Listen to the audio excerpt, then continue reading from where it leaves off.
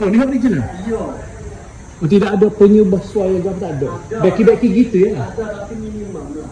Ni nak mengekalkan hak original lah. Macam contoh, rumah ni asal di hotel ni.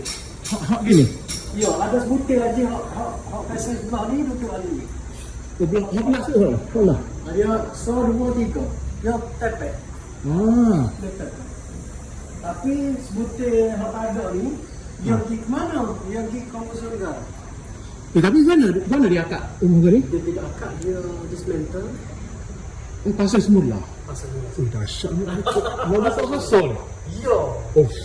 Sebab tegala berperasaan, Oh. ada nombor-nombor. Kata ada 3 C. Oh, ada. 3 C. Alik ni ada 5 K. Toket tanda. Supaya mudah dia nak emas Ya. Oh. Ya sebab orang lama ni tak kerak. Okey masuk Windows sini tahun 87 tu baru dia pakai batu.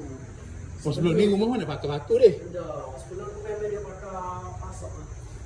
Dia memang ada cara dia ni. Jadi dia tak pakai pasok. Kayu tak usah. Kita cabut. Macam masjid apa laut ni? Ya. Pakai teknik pasok ni. Pasok. Pasok sini nak apa pasok?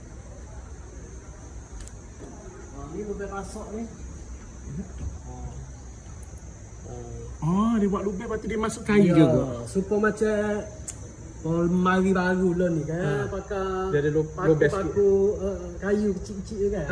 Gitu. Jadi kayu tak usah. Tapi ada cara dia buat tubik ni. Ya, ada cara. Dahsyat ni. Lepas tu pula kayu cengah masuk ni, nak bakar paku tak padan. Belok paku.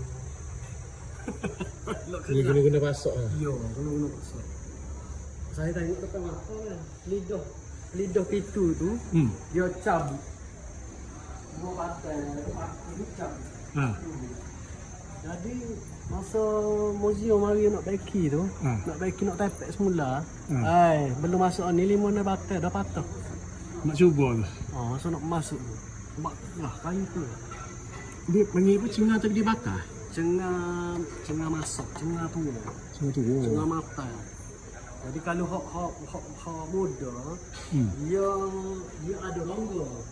Kalau ni dia solid, dia padak. Dia memang padak kayu solid lah. Oh, tu jadi patah. Dia tumpak kayu dia. Jadi patah, tak boleh masuk sini. Ni umur dia 100